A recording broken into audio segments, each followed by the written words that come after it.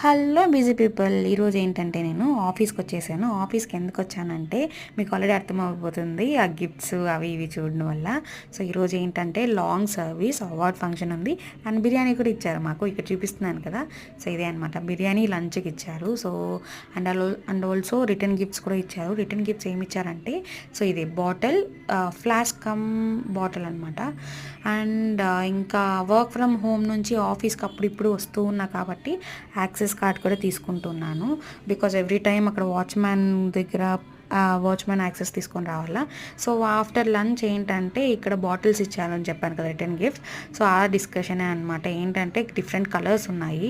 So ఈ colour నీకు నాకు అన్నట్టుగా అడుగుతూ ఉన్నారు. ఇంకా ఇదే అవార్డ్, లాంగ్ సర్వీస్ అవార్డ్. అది నాది కాదు, వన్ ఆఫ్ మై కొలీగ్ది.